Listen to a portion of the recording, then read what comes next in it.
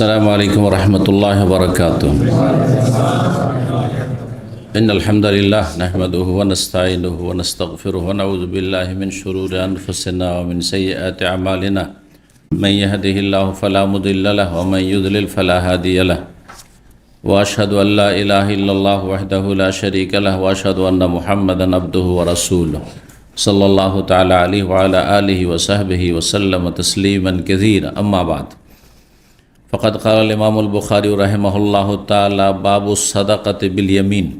قال حدثنا مسدد قال حدثني يحيى عن عبيد الله قال حدثني خبيب بن عبد الرحمن عن حفص بن عاصم عن أبي هريرة رضي الله عنه عن النبي صلى الله عليه وسلم قال: سبعة يظلهم الله تعالى في ظله يوم لا ظل إلا ظله: إمام عدل، وشاب نشأ في عبادة الله، ورجل قلبه معلق في المساجد، ورجلان تحابا في الله اجتمع عليه وتفرق عليه، ورجل دعته امرأة ذات منصب وجمال فقال إني أخاف الله، ورجل تصدق بصدقة فأخفاها حتى لا تعلم شماله ما تنفق يمينه، ورجل ذكر الله خاليا ففاضت عيناه।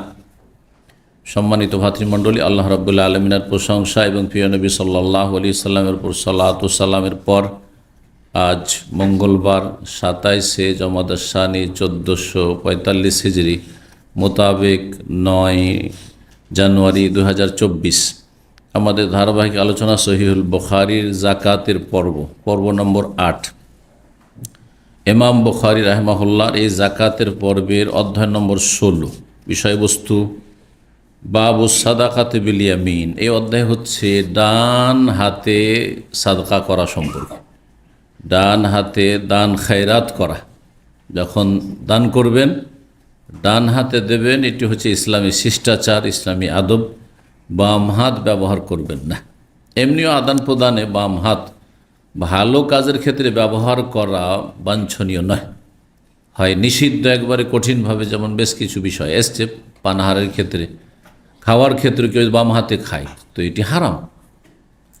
কিন্তু কেউ যদি বাম হাতে কাউকে দেয়, একটা কলম কাউকে দিলেন, এটা অনেকের অভ্যাস আছে, কলম দিচ্ছেন একটা সাথী বন্ধুকে দিয়ে দিলেন, কলম বাম হাতে দিয়ে দিলেন, তখন হারাম বলা যাবে না। এটা হচ্ছে ইসলামী আদবের খিলাফ, অপছন্দনীয়। ভালো কাজের ক্ষেত্রে ডান হাত ব্যবহার করে আল্লাহ দিয়েছেন। আর যেসব কাজ হচ্ছে আপনার নিম্নমানের কাজ, ময়লা আবর্জনা পরিষ্কার পরিচ্ছন্নতার কাজ, সেগুলির ক্ষেত্রে বাম হাত, সেগুলির ক্ষেত্রে ডান হাত ব্যবহার করা জায়েজ নয়। এই জন্য লজ্জাস্থান ডান হাত দেওয়া নিষেধ করেছে রাসূলুল্লাহ। ডান হাতে ইস্তেঞ্জা, পেশাব পায়খানা পরিষ্কার করতে নিষেধ করেছে রাসূলুল্লাহ সাল্লাল্লাহু আলাইহি ওয়াসাল্লাম। তো বলছেন ডান হাতে সাদকা করা। হাদিস 1423 নম্বর হাদিস বর্ণনা করেছেন সাহাবী আবু হুরায়রা রাদিয়াল্লাহু তাআলা আনহু। তিনি বলছেন, নবী সাল্লাল্লাহু আলাইহি ওয়াসাল্লাম বলেছেন, সাবআতুন ইউযিল্লুহুমুল্লাহু তাআলা ফি যিল্লিহি। সাবআতুন মানে সাবআতু আশখাসিন, 7 প্রকারের মানুষ রয়েছে, 7 শ্রেণীর মানুষ রয়েছে। ইউযিল্লুহুমুল্লাহু তাআলা, মহান আল্লাহ, তাআলা মানে মহান, যিনি বড়, মহান আল্লাহ, আল্লাহ তাআলা যাদেরকে ছায়া দান করবেন, ফি যিল্লিহি, তাঁর নিজের ছায়ায়। নিজের ছায়া মানে আল্লাহ রাব্বুল আলামিনের তৈরিকৃত ছায়া।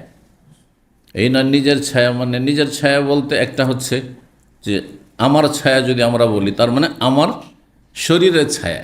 এটি আল্লাহর ক্ষেত্রে প্রযোজ্য নয়। বুঝতে পারছেন না? আকীদার বিষয়টি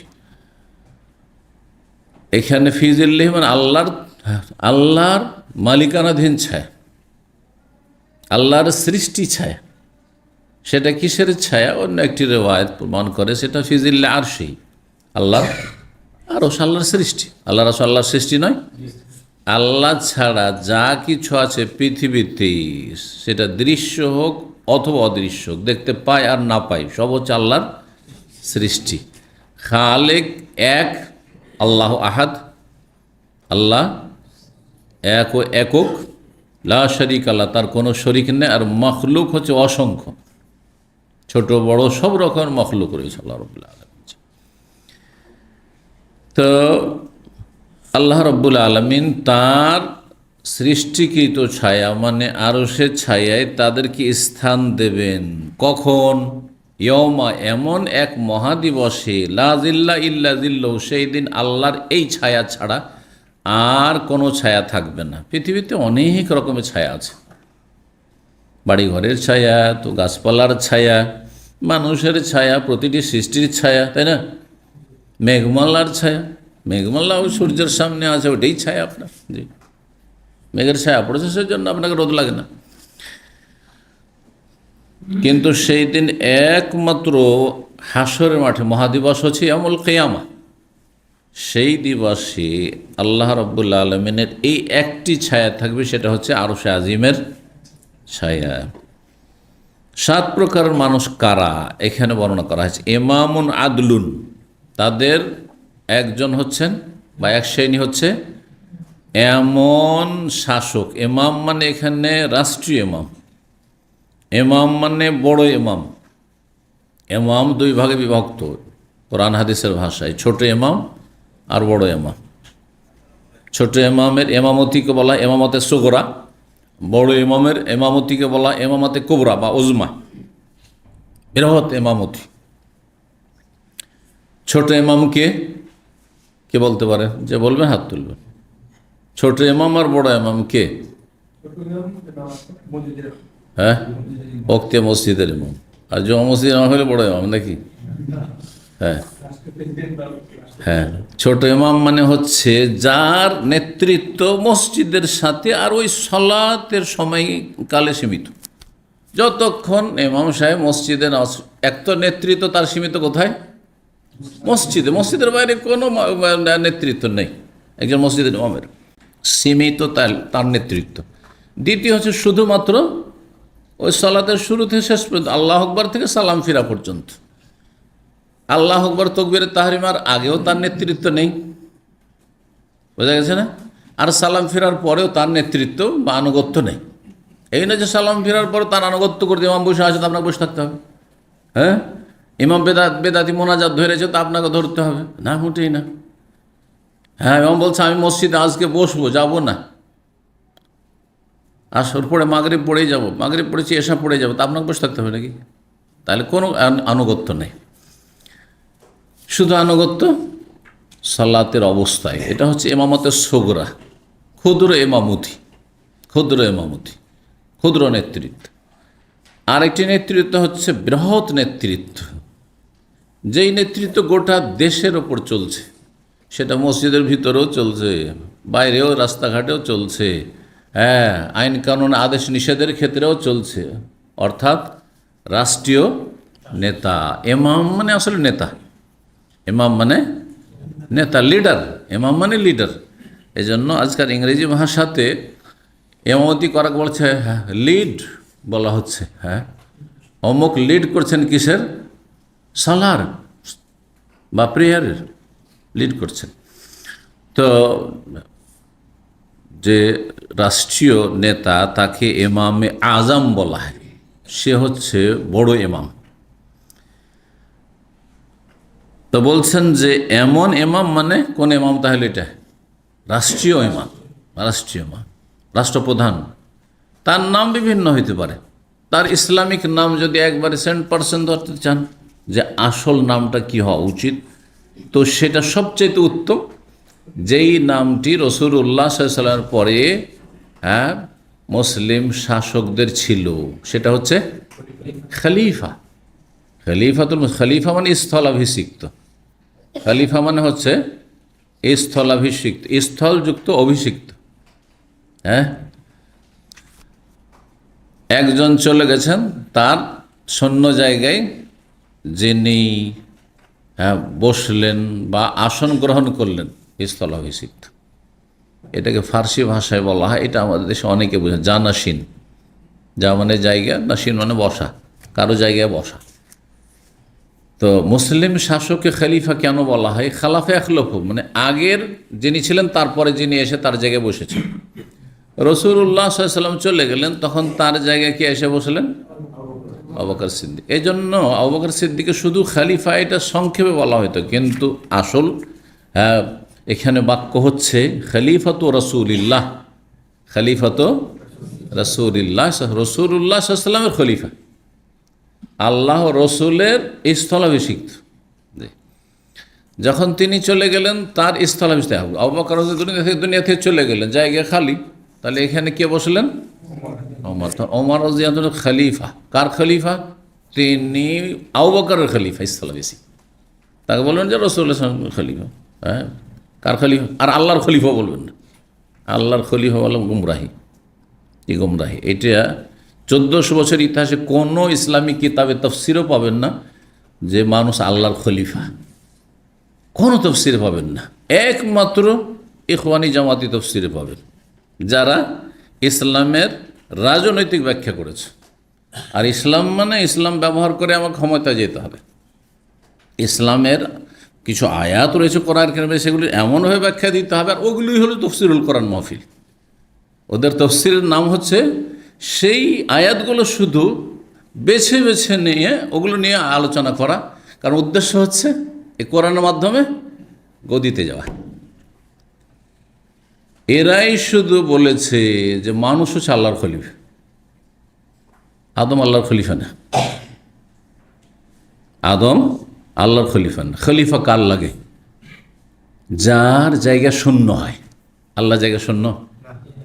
আল্লাহ সবসময় আছেন আর থাকবেন, জি, যার আদি অন্ত নেই, শুরু নেই, শেষও নেই।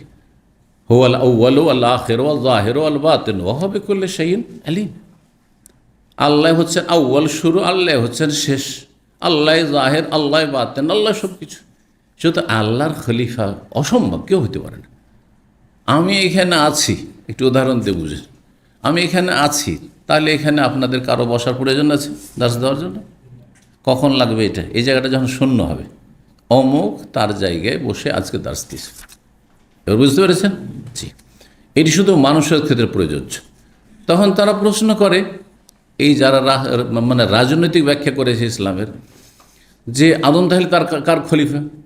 আবু বকর ওমর সম্পর্কে না হয় যায় এটা ব্যাখ্যা করলেন যে আবু বকর রাসূল খলিফা, আর ওমর হচ্ছেন আবু বকরের খলিফা, উসমান হচ্ছেন ওমরের খলিফা, আলী হচ্ছেন স্থলাভিষিক্ত হচ্ছে উসমানের। এইভাবে যেমন সৌদি আরবে বর্তমান যারা রাজা আছেন তিনি খলিফা। কার খলিফা? তার আগে যিনি ছিলেন, তার আগে কে ছিলেন? কিং আবদুল্লাহ ছিলেন। কিং আবদুল্লাহ কার খলিফা? কিং ফাহাদের খলিফা। কিং ফাহাদ কার খলিফা? তার আগে খালিদ ছিলেন। এইভাবে রাহিমাহুমুল্লাহ, রাহিমাহুল্লাহুল জামি, আল্লাহ সমস্ত মুসলিমদের রহম করেন। তো কি বলছিলাম, আল্লাহর ক্ষেত্রে আল্লাহর কেউ খলিফা হইতে পারে না। আর এই কথা কোনো না হাদিসে পাবেন, না আয়াতে পাবেন যে খলিফাতুল্লাহ, ইন্নী জায়েলুন ফিল আরদে খলিফা। দেখেন ভাষা কোরআনে, দেখেন, আমি পৃথিবীতে খলিফা সৃষ্টি করতে চাই। আল্লাহ তার উদ্দেশ্য ব্যক্ত করলেন কাদের সামনে? ফেরেশতাদের সামনে। কিন্তু যদি আল্লাহর খলিফা হইতো তাহলে আল্লাহ বলতেন ইন্নী জায়েলুন ফিল আরদে খলিফাতি বা খলিফাতুল্লাহ বলতেন। আল্লাহ বলেছেন? কোনো জায়গায় নেই, কোনো হাদিসেও নেই মানুষ আল্লাহর খলিফা। তাহলে একটি ভ্রান্ত মতবাদ। কারণ এখান থেকে তখন একটা রাস্তা বের করেছে, মানুষ যখন আল্লাহর খলিফা তাহলে কি করতে হবে? আল্লাহর যে রাষ্ট্রীয় বিধানগুলি সব বাস্তবায়নের ক্ষেত্রে সবার দায়িত্ব।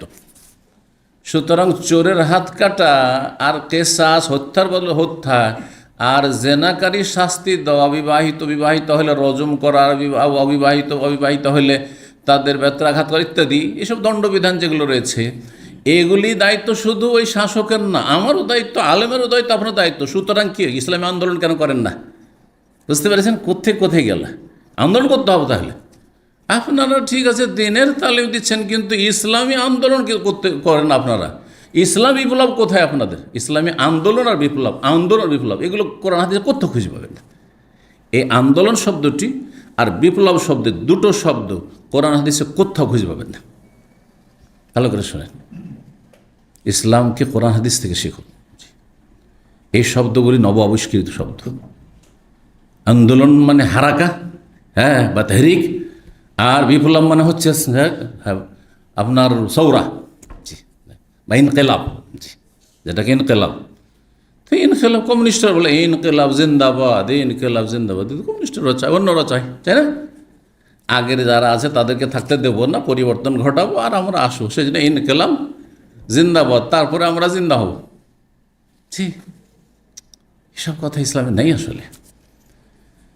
কোরআনে হাদিস দেখেন, তাতে কি পাবেন? আপনি দাওয়া পাবেন, মানুষকে ডাকেন ভালো কাজের দিকে। হ্যাঁ, আপনি জিহাদ পাবেন, প্রচেষ্টা চালান, আপনি সর্বাত্মক প্রচেষ্টা করেন, আপনি আপন আপন জায়গা থেকে, প্রত্যেককে আপন আপন জায়গা থেকে চেষ্টা চালাবেন মানুষকে ভালো করার। জি, আমরে বিল মারুফ করেন, ভালো কাজের উপদেশ দেন, নাহি আইন মুনকার করেন, অন্যায় কাজে বাধা দেন, যতটা যার ক্ষমতা আছে, ক্ষমতার বাইরে নয়। এই সব ভাষাগুলি কোরআন হাদিস আছে। তো কি বলতে গিয়ে বললাম, রাষ্ট্রীয় ইমামে, রাষ্ট্রীয় শাসক, তো তাকে খলিফা বলতে পারেন।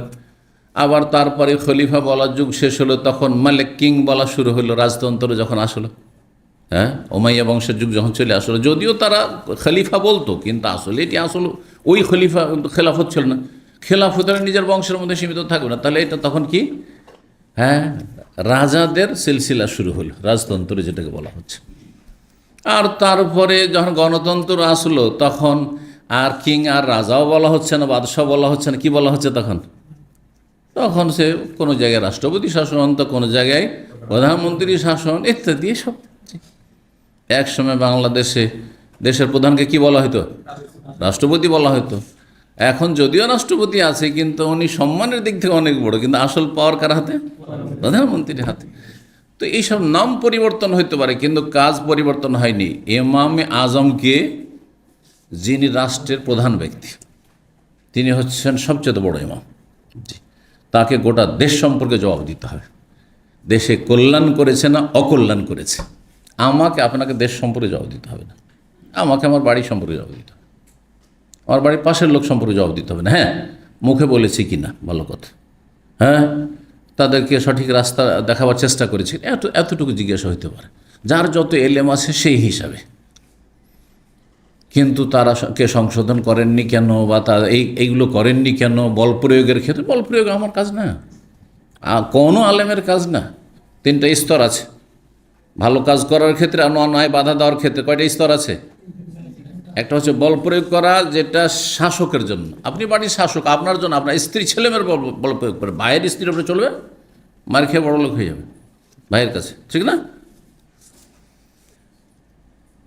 তো ভাইয়ের স্ত্রীর উপরে চলে না, এটা অন্যায়। কেউ যদি একই জয়েন্ট ফ্যামিলিতে আমার থাকছে, ইন্ডিয়া বাংলাদেশে থাকছে, আর ভাইয়ের স্ত্রী কোনো ভুল করেছে, দেবর ভাসুর এদিকে হ্যাঁ শুরু করে দিয়েছে মারধর, হারাম এগুলো শরীয়তে। আসলে জাহেল সমাজ, মূর্খ, জানেন না আসলে।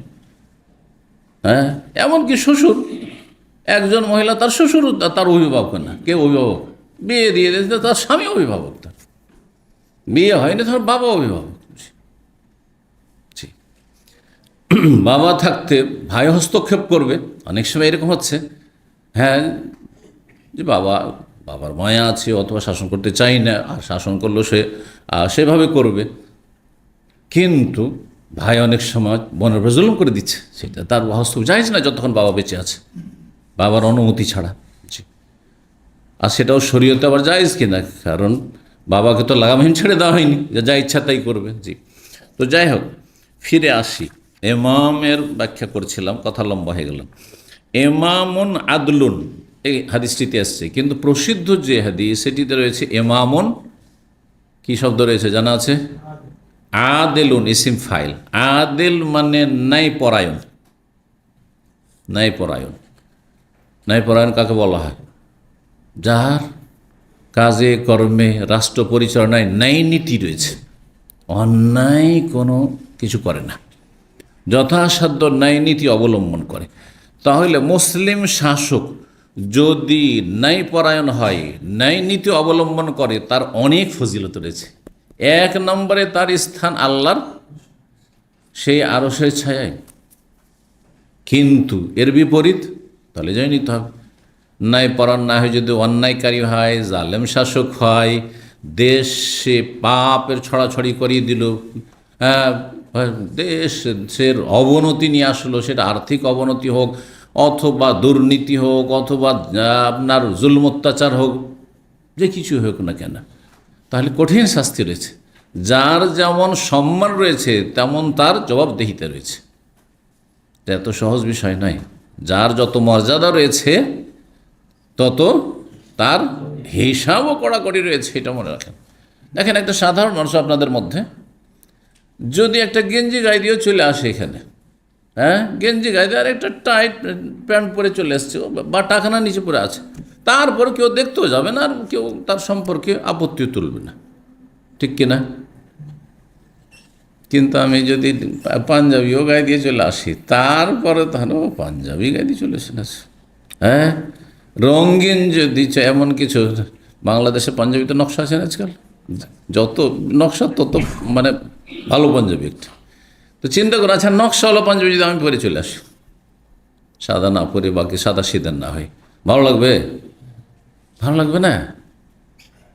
যেই কাজটি সাধারণের জন্য জায়েজ মনে করছেন, কিন্তু আলেমের জন্য সেটাকে নাজায়েজ মনে করছেন। আপনারা টুপি মাথায় দেন না, টুপি মাথায় দেওয়া কোনো এমন কিছু না যে টুপি মাথায় দিতেই হবে, ঠিক আছে, ভালো ইসলামিক সাজ, তিনটা সুন্নাত, ওয়াজিব, ফরজ, হ্যাঁ, খুব নেকির কাজ, না দিলে আপত্তি হয়ে গেল, এমন কিছুই নাই। কিন্তু যদি একজন আলেম মানুষ বিনা টুপিতে চলাফেরা করে, তো সে অভদ্র, সে অভদ্র, কিন্তু আপনার অভদ্র না, আর তো আছে, বুঝতে পারা যায় না বিষয়টা? জি। তো যার যত বেশি সম্মান তার পাকড়াও বেশি, যে তোমাকে এত উঁচা জায়গায় দিয়েছি, তো তুমি কি করেছ?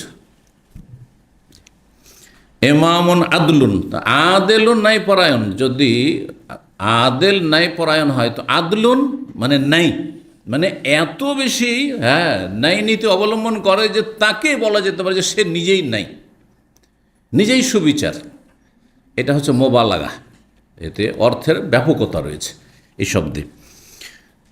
এক নম্বর হয়। দুই নম্বর হচ্ছে ওয়াশাবুন নাশা ফি ইবাদাতিল্লাহ, এমন একজন যুবক, দুই নম্বর বা এক শ্রেণীর যুবক, নাশা যে প্রতিপালিত হইল, ধীরে ধীরে বড় হয়েছে, 7 বছর থেকে এই যে প্রতিপালন তার চলছে, বড় হচ্ছে, ফি ইবাদাতিল্লাহ, আল্লাহর ইবাদত, সারা জীবন ওই শুরু থেকে চলে আসছে ইবাদত, 5 ওয়াক্ত সালাত, ওই যে 7 বছর বয়সে শুরু করেছে, 10 বছরে, 12 বছরে, 14 বছরে, সাবালক হওয়ার আগে বা পরে, জীবনে কখনো কোনো গাফিলতি দেখা যায়নি।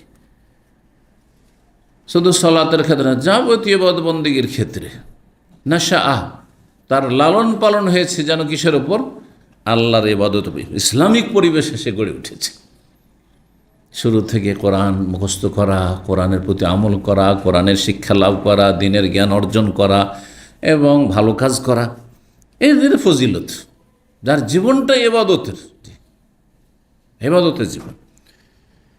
তৃতীয় শ্রেণীর মানুষ রাজুলুন, এমন এক ব্যক্তি, মানে এক শ্রেণীর মানুষ, কালবহু মুআল্লাকুন ফিল মাসাজিদি, অন্য রিওয়ায়াত বিল মাসাজিদি, কোন রিওয়ায়াত বিল মসজিদে, এক বচন, সব অর্থ একই ভাব অর্থ। এমন এক শ্রেণীর মানুষ যার অন্তর বা যাদের অন্তর মসজিদের সাথে ঝুলন্ত, মসজিদে লাগা আছে সবসময় অন্তর, মসজিদ থেকে আসলেও শুধু মসজিদের চিন্তা, কখন আজান হবে, কখন আজানের সময় হবে, কখন সলাতের সময় হবে, আজানের অপেক্ষা করবে না, আগে এসে মসজিদে বসে আছে, সবসময় তার ওই ধান্দার লাগা আছে। মানুষ পয়সার ধান্দা করছে, দুনিয়ার ধান্দা করছে, ওর সলাৎ পড়া, আদায়ের নামাজ পড়ার ফুরসত নাই, জামাতে আসার সময় নেই, আরও সবসময় মল্লিক আছে কিসে? মসজিদে। মুআল্লাক মানে হ্যাঙ্গিং, ঝুলন্ত, সে মফুল এসে সবসময় জানো তার মসজিদে মন লটকা আছে, অর্থাৎ ইবাদতে খুব মনোযোগী। যে মনোযোগী না সে না মনে রাখবে, যে বিষয়টাকে যত বেশি গুরুত্ব দিবে সব সময় কিন্তু মনে ঘুরপাক খাবে, এটা বাস্তব। মানুষ যখন প্রেমে রোগে ভোগে, হ্যাঁ, সেটা জায়েজ হোক আর না জায়েজ হোক, স্ত্রীর সাথে ভালোবাসা, প্রেম, এটা জায়েজ প্রেম, সেই জন্য বললাম জায়েজ হোক অথবা না জায়েজ। জায়েজ প্রেম শুধুই স্বামী স্ত্রী জীবনে, আর না জায়েজ প্রেম হচ্ছে এই জেনা ব্যভিচারের জগতের প্রেম, অবৈধ, বেগানা মহিলার বেগানা পুরুষের সাথে। তো প্রেমের রোগে যারা আক্রান্ত, তাদের মনে ওই প্রেমিক আর প্রেমিক ছাড়া আর অন্য কিছু ঘুরে না, সবসময় উঠতে বসতে চলতে ফিরতে ওকে যতই ভালো কাজে লাগে রাখে, সবসময় মন ওখানে, মন ওখানে। নতুন বিয়ে করে এসে কিছু কিছু যুবক এইরকমই কিন্তু, জি, ওর কোনো কাজে মন লাগে না, খেতেও ভালো লাগে না, ও ডিউটিও ঠিক করে করে না, হ্যাঁ, শুধু লাগাই আছে, জি, লেগেই আছে ওইদিকে। তো এতে মানুষের লাভ আছে, এতে লাভ আছে। এই জন্য সব কিছুই এক সীমিত আকারে হইতে হবে। এটা আপনার আমার জীবনে কাজ দিবে। ভালোবাসা, বৈধ ভালোবাসা একটা সীমিত আকারে হইতে হবে। আপনি স্ত্রীর ভালোবাসায় যদি সীমা লঙ্ঘন করেন, স্বামীর ভাষায় বা ভালোবাসায় যদি সীমা লঙ্ঘন করেন, তো এত ভালোবাসা বাসছেন যে স্বামী যদি মুরতাদ হয়ে, আল্লাহ না করে নাস্তিক হয়ে যায়, তবু তাকে ছেড়ে থাকতে পারবেন না, যে হারাম। হ্যাঁ, আর সম্পর্ক নেই, কারণ ইমান আল্লাহর সম্পর্ক সবচেয়ে বড় সম্পর্ক। আল্লাহর সাথে তার সম্পর্কটা, আমার তার সাথে সম্পর্ক, বুঝতে পেরেছেন? স্বামী বেনামাজি হয়ে গেছে অথবা স্ত্রী বেনামাজি, তারপর ছাড়তে পারছে। স্ত্রী পরকীয়াতে লিপ্ত, জেনায় ধরা খেয়েছে, তারপর বলছে না, ওকে ছেড়ে আমি থাকতে পারবো না।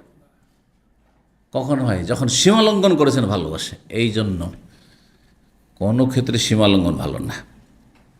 এই যারা বিশেষ করে প্রবাসে এসে খুব খাতির জমান, হ্যাঁ, দোস্ত বন্ধু অনেকের আছেন আপনাদের, হ্যাঁ, কিন্তু এতেও অনেকে সীমা লঙ্ঘন করে, আর তারপর হঠাৎ করে গিয়ে দোস্তির জায়গায় কুস্তি শুরু হয়ে গেল, দোস্তির জায়গায় কুস্তি শুরু হয়ে গেল, বুঝেন?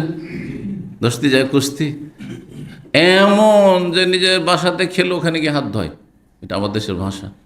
এত খাতির, ওকে ছাড়া কোনো রেস্টুরেন্টে বসবে না, সিস্টেম সেন্টারে বেরিয়ে বুফিয়া, ওকে ছাড়া না, এমন শুরু করে দেন। কয়েকদিন পরে দেখা গেল যে দুইজন এক অপরকে দেখলে ও এদিকে টান দেয়, ওইদিকে টান দেয়। আরে ভাই, এটা করতে কে বলেছে? তোমাকে এত শত্রুতাই কে করতে বললো? আর এত দোস্তি করে কুস্তি করতে কে বললো? কেন গেলে এগুলো করতে? তিরমিজিতে একটি হাদিস রয়েছে, আহবেব হাবিবা কাহাউনাম্মা, তুমি তোমার বন্ধুকে ভালোবাসো, হ্যাঁ, হালকা ভালোবাসা, মানে মানে যেটা হাউনাম্মা, মানে খুব এমন নাই, সীমাহীন নাই, মধ্যম পন্থায়। আসাইয়া কোনা বাগিদাকা ইয়াউমাম্মা, সম্ভবত একদিন সে তোমার কাছে খুব ঘৃণিত হইতে পারে, ঘৃণার পাত্র হইতে পারে, তখন তো খুব কষ্ট লাগবে। আরে তোর এই করেছি, এই করেছি, এই করেছি, হ্যাঁ, খুব কষ্ট লাগবে। ওয়াবগেজ বাগিজাকা হাউনাম্মা, আর যাকে তুমি ঘৃণা করছো, ঘৃণা তো সীমা লঙ্ঘন করিও না। কারোর সাথে মনোমালিন্য হইলে আর ওকে দেখতেই পারে না, না না, এমনও করিও না। মুসলিম সালাম দেওয়া ঠিক রাখে, ঠিক আছে, সে কষ্ট দিয়েছে, ঠিক আছে, কষ্ট দিয়েছে, মাফ করতে পারলে সবচেয়ে ভালো, ফজিলতের কাজ করলেন। হাউনাম্মা, ওখানেও কিন্তু হালকা, শত্রুতাটাও হালকা করিয়েন শত্রুর সাথে। আসাইয়া কোন হাবিবা ইয়াউমাম্মা, হতে পারে যে একদিন এই আপনার শত্রু যাকে খুব ঘৃণা করতেন, সে আপনার দোস্তে পরিণত হইতে পারে। তখন খুব লজ্জা পাবেন, যাই রে, এর কত ক্ষয়ক্ষতি করেছি, হ্যাঁ, একে সৌদির থেকে এক্সিট লাগাবার জন্য, কোম্পানির থেকে তাড়াবার জন্য কত না আমি, হ্যাঁ, অবৈধ কমপ্লেন করেছি আর সীমা লঙ্ঘন করেছি, আর সে আমার এখন ঘনিষ্ঠ বন্ধু। হতে পারে না? আক্ষেপ করতে হবে, খুব লজ্জা পাবেন তখন। না, তো কি বলছেন? ভালোবাসায় অন্তর ঝুলে থাকবে কোনো ব্যক্তির সাথে না, রবের সাথে, আল্লাহর সাথে ঝুলে থাকবে ভালোবাসা, হব্বুল্লাহ। এটাকে বেদাতি সুফিরা ইশকে এলাহি বলে থাকে। ইশকে এলাহি বলা জায়েজ নয়, কিন্তু মহব্বতি এলাহি, হ্যাঁ, হব্বুল্লাহ ওয়াল্লাযীনা আমানু আশাদ্দু হুব্বান লিল্লাহ, যারা ঈমানদার সত্যিকারে, তারা সবচেয়ে বেশি আল্লাহকে ভালোবাসে, সবচেয়ে বেশি আল্লাহকে ভালোবাসে। আল্লাহকে যেহেতু সবচেয়ে বেশি ভালোবাসে, আল্লাহর দিনকে সবচেয়ে বেশি ভালোবাসে। আল্লাহর জন্য ভালোবাসা আর আল্লাহর জন্য শত্রুতা। আল্লাহ যেসব কাজ ভালোবাসেন সেগুলিকে ভালোবাসে। আল্লাহ মসজিদের ইবাদতবন্দি খুব ভালোবাসেন, সিজদাকে খুব ভালোবাসেন। এই জন্য মসজিদে অন্তটা সব সময় যেন ঝুলে আছে, লেগে আছে। ও রাজুলানে 4 নম্বর, তাই না? 4 নম্বর, হ্যাঁ, চতুর্থ শ্রেণীর মানুষ। রাজুলানে 2 জন ব্যক্তি, তাহাব্বা ফিল্লাহ, একে অপরকে ভালোবাসে আল্লাহর জন্য। তার জন্য ভালোবাসে, আল্লাহর জন্য ভালোবাসা, দুনিয়ার স্বার্থে ভালোবাসা নয়। দেখলেন এখানে কে কেমন ইনকাম করে না, এ তো খুব একজন ব্যবসায়ী, আর কন্ট্রাক্টর অনেক টাকা ইনকাম করে আর মনটাও খুব বড় আছে, এর কাছে ধার কর্জা চাইলে পাবো, তখন ওর সাথে খাতির জমিয়ে নিলেন। হ্যাঁ, যখন তখন 10,000, 15,000, 20,000 যা চাইছেন তাই পাচ্ছেন, সেই জন্য তার সাথে দোস্তি। না না, এর কোনো মূল্য নেই, কোনো মূল্য নেই আল্লাহর কাছে। যেই ভালোবাসার মূল্য আছে আল্লাহ, সেটা হচ্ছে আল্লাহর জন্য। কেন ভালোবাসেন? সে আল্লাহকে সবচেয়ে বেশি ভালোবাসে, দ্বীনের জ্ঞান অর্জন করা ভালোবাসে, সহি আকীদাকে ভালোবাসে, কোরআন এবং হাদিসকে ভালোবাসে, রসুলের তরিকাকে ভালোবাসে, সুন্নতকে ভালোবাসে, শিরক বিদআতকে ঘৃণা করে, সেজন্য তার সাথে ভালোবাসে। মসজিদকে ভালোবাসে, দিনদার, পরেজগার, নামাজি, হালাল খাই, জি, আমানতদার, ভালো গুণ আছে তার মধ্যে, সেই জন্য তাকে ভালোবাসি। তাহাব্বা ফিল্লাহ। তাহলে 4 নম্বর হচ্ছে এমন দুইজন ব্যক্তি, একজন অপরজনকে আল্লাহর জন্য ভালোবাসে, আল্লাহর খাতিরে, ইজতামা আলাইহি ওয়া তাফাররাকা আলাইহি, আর এর জন্য ইজতামা আলাইহি, আর এর ওপরে তারা একত্রিত হয় উভয়ে, ওয়া তাফাররাকা আলাইহি, আর এর ওপরই তারা বিচ্ছিন্ন হয়, আলাদা হয়, পৃথক হয়। এই দুটো বাক্যের অর্থ কী? সাধারণভাবে আমাদের দেশে যে আলোচকরা আলোচনা করে বা বক্তারা বলেন, ইজতামা আলাইহি মানে ভালোবাসাকে টিকিয়ে রাখে, ভালোবাসাকে টিকিয়ে রাখি আল্লাহর জন্য। ওয়া তাফাররাকা আলাইহি, আর এর ওপরই তারা কি হয়? পৃথক হয়। কিন্তু ওলামায়ে কেরামগণ এই ব্যাখ্যাগুলো করেননি। যে দুটো ব্যাখ্যা করেছেন ওলামায়ে কেরামগণ, সেই দুটো ব্যাখ্যা শোনায়। এই ব্যাখ্যাগুলি সম্পর্কে যেহেতু একটু ভুল বুঝাবুঝি আছে, সেই জন্য শুনে নেন ভালোগুলি। এই ক্ষেত্রে শেখ ইবনে বাজ এবং এইরকম আরও ওলামায়ে কেরামগণ বলেছেন, ইজতামা আলাইহি ওয়া তাফাররাকা আলাইহি, আই ইজতামা আলাইহি ফিদ দুনিয়া ওয়া বাকিয়াতুল মাহাব্বাতু বাইনাহুম হাত্তা ফাররাকা বাইনাহুমাল মাউতু ওয়া তাফাররাকা ওয়া হুম আলা যালিক। দুইজনে একত্রিত হয়েছে আল্লাহর জন্য আর পৃথক হয়েছে আলাইহি, এর ওপর, এই ভালোবাসার। তাফাররাকা আলাইহি মানে আলা হুব্বিল্লাহ, আল্লাহর ভালোবাসার উপর ইজতেমা একত্রিত হয়েছে, আর আল্লাহর ভালোবাসার উপর কি হয়েছে? পৃথক হয়েছে। বলছে দুনিয়াতে যতদিন তারা ছিল এই আল্লাহর ভালোবাসার উপর একত্রিত হয়েছে। অন্তর এক, অন্তর থেকে একে অপরকে ভালোবাসে, তারপরে দেখা সাক্ষাৎ হয় আল্লাহর খাতিরে, আল্লাহর দ্বীনের খাতিরে। আর কিসের জন্য? বলছেন যে এর উপরই সারা জীবনটা কাটালো। বাকিয়াতুল মাহাব্বাতু বাইনাহুমা, এমনকি এই ভালোবাসা তাদের স্থায়ী হয়েছে, টেম্পোরারি নয়। দুনিয়ার স্বার্থে যেসব ভালোবাসা, এগুলি স্থায়ী হয় না সাধারণত। যেমনই স্বার্থ কেটে পড়লো তেমনই যেন চিনেই না তাকে। দেশে চলে যাওয়ার পরে দেখছেন যাকে খুব ভালোবাসতেন, এখানে দুনিয়ার স্বার্থে দেখছেন দেশে গিয়ে বেচারা অভাবী হয়ে গেছে। আর ওর টেলিফোন কেন উঠাবেন আপনি? কোনো স্বার্থ তার সাথে নেই। ও খেজুরের আঁটি বিচি চুষা হয়ে গেছে। খেজুরের বিচি চুষা হয়ে গেলে কি করে? থুথু করে ফেলে দেয়। তো এইরকম আর কি, ওর তো কিছু নাই, খেতে পায় না, দেশে গিয়ে অভাবী, ওর সাথে আর যোগাযোগ নেই। দুনিয়ার স্বার্থে ভালোবাসাগুলো এই ধরনের হয়, যে স্বার্থ ছিল, স্বার্থ শেষ হয়ে গেলে কেটে পড়ে। কিন্তু আল্লাহর জন্য যখন ভালোবাসা হয় তখন সেটা হাত্তাল মওত, মৃত্যু পর্যন্ত থাকে। হাত্তা ফাররাকা বাইনাহুমাল মাউত ওয়া তাফাররাকা আলাইহি, মানে দুনিয়া থেকে যে দুইজন বিদায় হচ্ছে এক অপরকে ছেড়ে, তো এই ভালোবাসার উপর মানে আজীবন তাদের ভালোবাসা টিকে থাকলো। কেন? কারণ সারা জীবন দুইজনে মুসলিম, সারা জীবন দুইজনে পরহেজগার, সেজন্যই ভালোবাসা। তাফাররাকা ওয়া হুম আলা যালিক, দুনিয়া থেকে যখন দুইজনে বিদায় নিচ্ছে তখন এই ভালোবাসা আল্লাহর ভালোবাসার উপর, আল্লাহর জন্য ভালোবাসার উপর। আর একটি অর্থ করা হয়েছে ইজতামা আলা যালিক ওয়া তাফাররাকা আলাইহি যাহিরু আন্না হুব্বাহুম লিল্লাহি সাদিকুন, তাদের ভালোবাসা আল্লাহর সাথে বড়ই সত্য ছিল, তাদের ভালোবাসায় সততা ছিল। ফিহিন ইজতিমাইহিম ওয়া ইফতিরাকিহিমা, সে একসাথে দেখা হইলেও আর দূরে থাকলো, ভালোবাসায় সততা। দুনিয়ার গরজে ছিল না, এই ভালোবাসায় সততা ছিল। একসাথে হলে মানে এক জায়গায় থাকলেও আবার এমন দূরাদূরি হয়ে গেছে যে আর হয়তো সারা জীবন দেখা সাক্ষাৎ হবে না, তবুও এই ভালোবাসা কিন্তু অটুট আছে। যেহেতু ভালোবাসা কিসের খাতিরে? স্বার্থের খাতিরে নয় যে সামনে থাকলে না একটু চক্ষু লজ্জা অথবা কোনো কিছু তার কাছ থেকে পেতাম উপকার, আর সে আমার কাছে পেত ইত্যাদি, এখন আর কিছু নেই তার সাথে, এমনটা নয়। আসলে এই ভালোবাসা বহাল আছে। তো এই ভালোবাসাতে সততা ছিল। যেই ভালোবাসায় সততা থাকার কারণে দেখা হইলেও ভালোবাসা আর আলাদা হইলেও ভালোবাসা, এটা ভালোবাসা ইখলাস নিষ্ঠার প্রমাণ করে। কারণ চোখের সামনে অনেকে কিন্তু ভালোবাসা প্রকাশ করে, কিন্তু চোখের আড়ালে গেলে ভুলে যায়। যারা এরকমটা করে তাদের ভালোবাসাতে সততা নেই। চোখের সামনে খুব মিষ্টি কথা, কিন্তু চোখের আড়ালে গেলে আপনার হয়তো বদনাম করে দেবে, হ্যাঁ, আপনার ক্ষয়ক্ষতি হোক, অসুবিধা নেই। তার মানে আপনার এই ভালোবাসাতে কি নেই? সততা নেই, ইখলাস নেই। 4টি হয়েছে, তাই না? 5 নম্বর বছর রাজুলুন, এক শ্রেণীর মানুষ, দাআতহু ইমরাহ, সে নফসের সাথে মুজাহেদা করেছে, ধৈর্য ধারণ করেছে, গোনা থেকে বাঁচার জন্য আপ্রাণ চেষ্টা করেছে। যেখানে মানুষ সাধারণত বাঁচতে পারে না, সেখানে সে গোনা থেকে বেঁচে থেকেছে। কীরকম?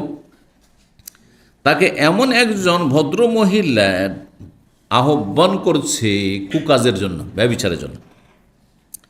যেই মহিলা জাতু মানসিবিন অজামাল, যেমন সে সম্ভ্রান্ত ঘরের ওই রকমই হচ্ছে অতি সুন্দরী। অজামাল, জামাল মানে সৌন্দর্য, সৌন্দর্যের অধিকারিণী, আর তার সাথে সম্ভ্রান্ত পরিবারের, হ্যাঁ, ক্ষমতাশালী, জি, প্রভাবশালী। কেন এই দুটো কথা কেন বলা হলো? কারণ সৌন্দর্য না থাকলে সাধারণত আকর্ষণ হয় না। এই জন্য সুন্দরী মেয়েরা বেশি ফিতনায় পড়ার আশঙ্কা থাকে। মেয়ে যত সুন্দরী হবে তত বেশি অভিভাবককে আরও সজাগ হইতে হবে, জি, সজাগ হইতে হবে। ফিতনার আশঙ্কা ওখানে আরও বেশি। 2 নম্বর কথা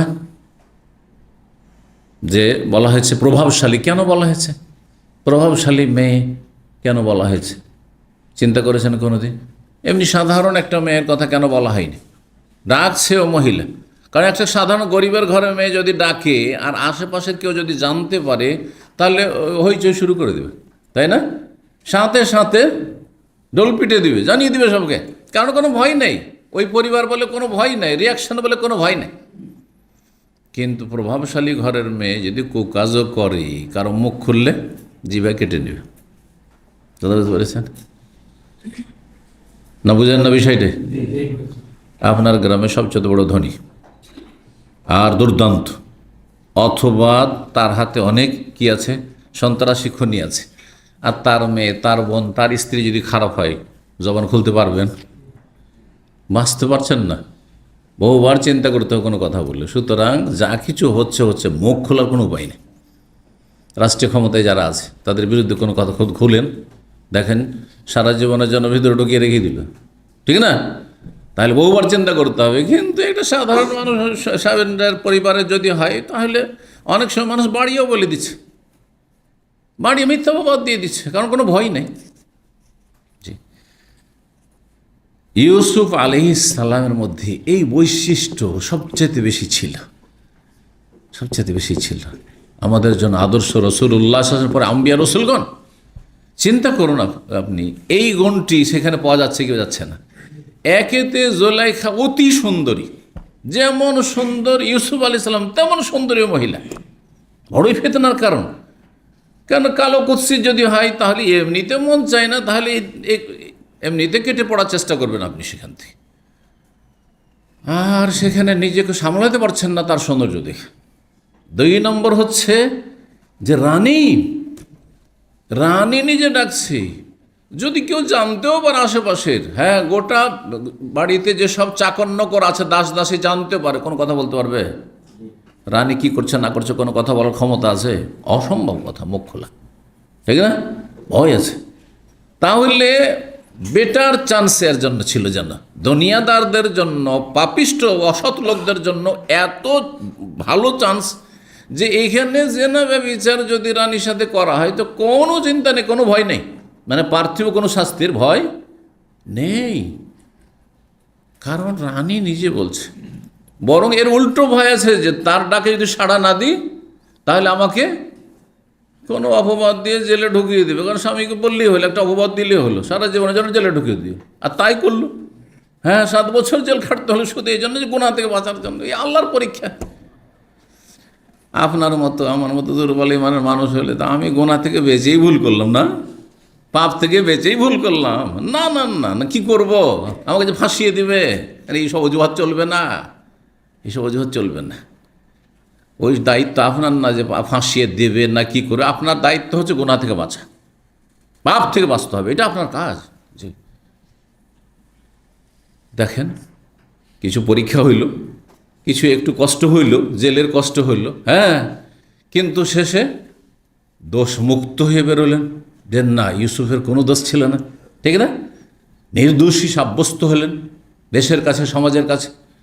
আর তারপর শুধু তাই নয়, আল্লাহ এমন এক জায়গায় পৌঁছে দিলেন যেটা কল্পনার বাইরে, যে একটা দাস কি ছিল, কৃত দাস, তাকে কেনা হয়েছিল, কৃত দাস দেশের শাসন ক্ষমতায় চলে গেল, শাসন ক্ষমতা, অর্থমন্ত্রী, অর্থ দপ্তরের মালিক ইউসুফ আলাইহিস সালাম। সংকটের সময়, আর্থিক সংকট, দুর্ভিক্ষের সময় অর্থের চাবিকাঠি আল্লাহর পরে কার হাতে? ইউসুফ আলাইহিস সালামের হাতে। চিন্তা করুন তো দেখি। তো 7 বছরের জেলের পরে কত বড় নিয়ামত দুনিয়ার আল্লাহ দিয়ে দিলেন।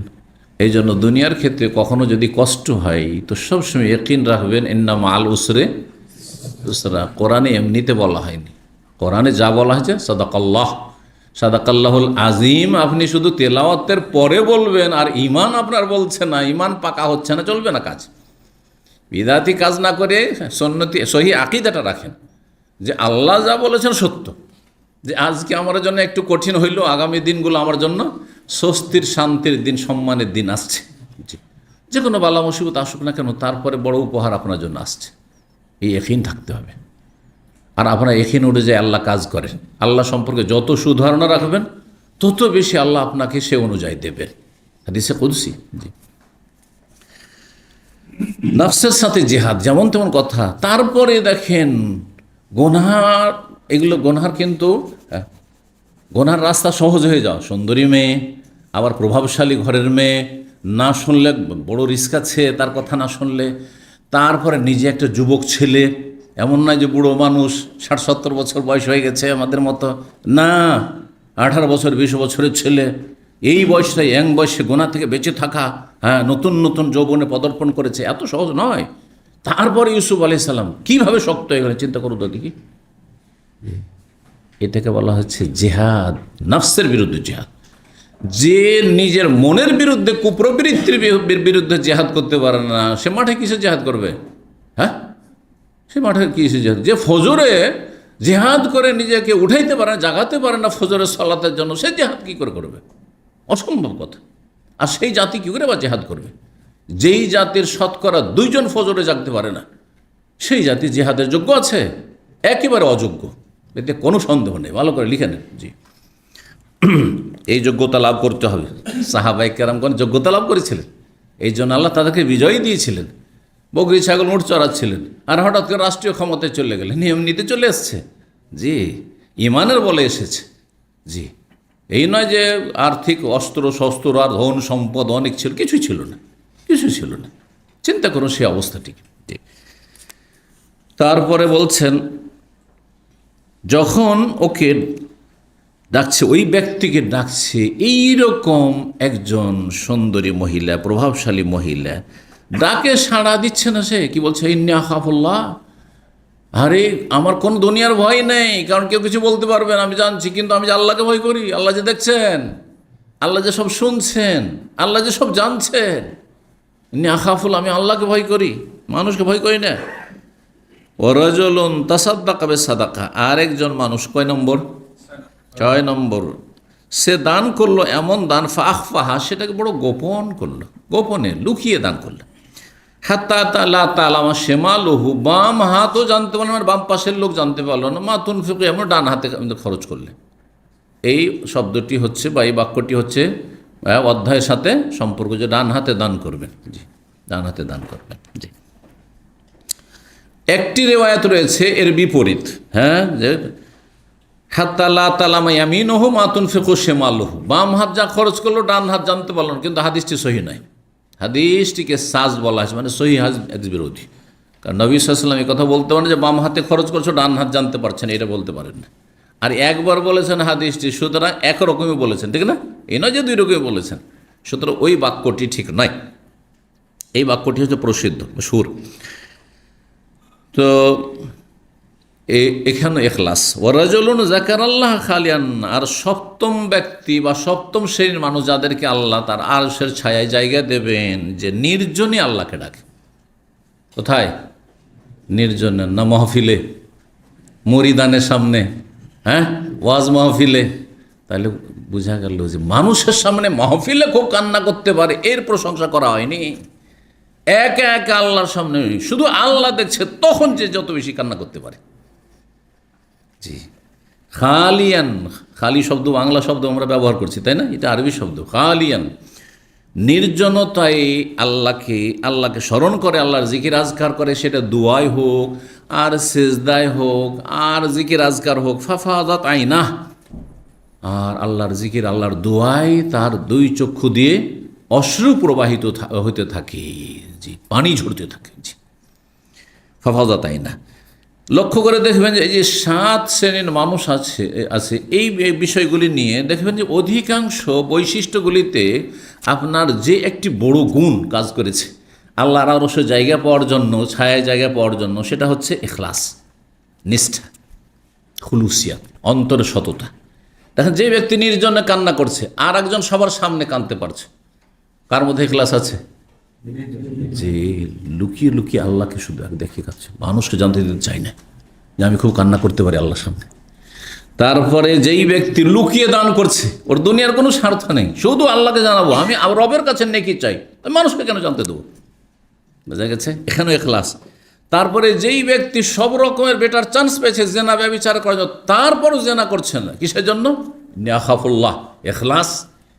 দেখবেন যে সবগুলিতে। তারপরে ভালোবাসায় সততা, ইখলাস আছে বললে ভালোবাসা, সততা, দিনের খাতিরে ভালোবাসা, নাহলে দুনিয়ার স্বার্থের ভালোবাসা, সেখানে ইখলাস নেই, ভেজাল আছে। জি, এইভাবে যেই ব্যক্তির অন্তর সব সময় লেগে আছে মসজিদে, কি মসজিদে টাকা পয়সা পায়, হ্যাঁ, মসজিদে খেতে পাবে, তারপরে মসজিদে কেন সবসময় মন লেগে আছে? টাকাতে কেন মন লেগে নেই? হ্যাঁ, গাড়ির চাকা ঘুরেলে পয়সা, ওতে কেন মন লেগে নেই? কোথায় একটা কাস্টমার পাবো, মিশর পাবো, এতে এই ধান্দা কেন নেই? হ্যাঁ হ্যাঁ, দেখি কোম্পানিতে কি করে ভালো একটা পোস্ট করে নেওয়া যায়, অথবা বেতন বাড়িয়ে নেওয়া যায়, অথবা এই করা যায়, সে করে, এসব পাই তারা কেন নেই? তার চিন্তা শুধু যে মসজিদে কখন যাবো, মসজিদে কখন যাবো, ইখলাস। দেখবেন সবগুলি তখন পাবেন ইখলাস, ইখলাস। যেই ব্যক্তি ছোট থেকেই আল্লাহর ইবাদতবন্দি করতে পেরেছে, ইখলাস আছে বলে, অন্তঃসততা আছে, যে কোনো প্রতিকূল অবস্থায়। যৌবনকালে সাধারণত মানুষ বিয়ে করতে পারে না, আর বিয়ে করতে করতে কমপক্ষে যতই তাড়াতাড়ি হোক, আজকালকার জামানায় 25 চলেই যাবে, হ্যাঁ, কারণ কমপক্ষে ইউনিভার্সিটি গ্রাজুয়েশনটা না করলে তো বাবা বিয়ে দিতে চাইবে না, হ্যাঁ, সুতরাং 25-এ চলেই যাবে। এই যে সময়টা চলে যাচ্ছে, তারপরও ইবাদত বন্দিগিতেই তার প্রতিফলন, ইখলাস তার আছে, আল্লাহর ইবাদত বন্দি তার নিষ্ঠা আছে।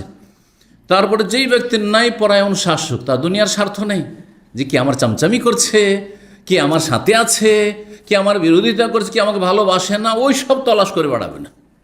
জি, নাই পরায়ণ, নাই নীতি অবলম্বন করবে, হ্যাঁ, সবার সাথে, সবার সাথে। জি, স্বজন প্রীতি করবে না, যে এরা আমার নিজের, এরা পর, এটাও করবে না, যেমনটা হচ্ছে আজকাল। জি, আল্লাহ হেফাজত করুন। তো এই হাদিসটি অত্যন্ত গুরুত্বপূর্ণ হাদিস, যে হাদিস সম্পর্কে আজকের আলোচনা শুনলেন। 1424 নম্বর হাদিস বর্ণনা করছেন মাবাদ ইবনে খালেদ আল জোহানি রাদিয়াল্লাহু তাআলা বলছেন, সামিআতু হারিসাত বিন ওয়াহাব বিন খুজাই, হারিস বিন ওয়াহাব খুজাই রাদিয়াল্লাহু তাআলা থেকে শুনেছি, সাহাবী ইয়াকুল সামিআতু নবী ইয়াকুল, আমি নবী সাল্লাল্লাহু আলাইহি ওয়াসাল্লাম বলতে শুনেছি, তাসাদ্দাকু, তোমরা দান খায়রাত করো, ফাসায়াতি আলাইকুম জামানুন, কারণ শীঘ্রই তোমাদের সামনে এমন একটি জামানা আসবে, এমন একটি যুগ আসবে, ইয়ামশির রাজুল বিসাদাকাতিহি, কোনো মানুষ নিজের দান সাদকা নিয়ে, জাকাতের পয়সা নিয়ে ঘোরাঘুরি করবে, এদিক সেদিক তলাশ করবে দেওয়ার জন্য। ফায়াকুল রাজুলু, কোনো ব্যক্তিকে আপনি গরিব মনে করছেন, তার অবস্থা দেখে বা গরিব ছিল সে হয়তো, সেই জন্য জানছেন 2-4-5 বছর আগে সে জানতেন যে সে গরিব ছিল খুব, সে রাতারাতি হঠাৎ করে সচ্ছল হয়ে গেছে, আপনার জানাই নেই। ওই ব্যক্তি তখন বলছে লাউ যে তাবিহাবিলাম, সে গতকালকে বা কিছুদিন আগেও যদি আমাকে দিতে, তো আমার খুব প্রয়োজন ছিল, অভাব ছিল, লাকাবিল তোহামিনকা, তাহলে তোমার এই দান সাদকা জাকাত আমি নিয়ে নিতাম ভাই। আম্মাল ইয়াউমা, তবে আজকের দিন ফালা হাজাতি লি ফিহা, এ আমার দান সাদকার কোনো প্রয়োজন নেই, আল্লাহ আমাকে অভাব মুক্ত করে দিয়েছে, আছে আমার কাছে ভাই, আমি নেব না। সাদকা দেবেন, জাকাত দেবেন, লোক খুঁজে পাবেন না আপনি, এমন একটা যুগ আসবে। তার আগে দান সাদকা বেশি বেশি করো। এখানেই আজকের আলোচনা শেষ করছি। রব্বুল আলমিনের কাছে দোয়া করি আল্লাহ কবুল করুন, এলেমে আমলে বরকত দান করেন, দিন দুনিয়া রিজিক আল্লাহ বরকত দান করেন। যেসব ভাইয়েরা ধৈর্য ধারণ করে বসে থাকলেন, আর আজকে আমাদের রেকর্ডিং এর গোলযোগের কারণে বিলম্ব হয়েছে, আর আলোচনা শর্ট হয়েছে, যাই হোক আলহামদুলিল্লাহ যতটুকু হয়েছে আল্লাহ রব্বুল এর থেকে উপকৃত হওয়ার তৌফিক দান করেন, এবং সমস্ত অনিষ্ট বালা মুসিবত থেকে আপনাদের আমাদের সকলকে আল্লাহ হেফাজতে রাখুন। আল্লাহ রব্বুল আলমিন আমাদের অসুস্থদেরকে সুস্থ করে দেন, বালা মুসিবত যাদের উপর আপতিত হয়েছে বালা মুসিবত দূর করে দেন। আল্লাহ রব্বুল আলমিন দুনিয়া আখিরাতের সার্বিক কল্যাণ দান করেন, জান্নাতের পথে রাখেন, জাহান্নামের আযাব থেকে রক্ষা করেন। ওয়া সাল্লাল্লাহু সাল্লাম আলা নবিয়িনা মুহাম্মদ ওয়া আলা আলিহি ওয়া সাহবিহি আজমাইন।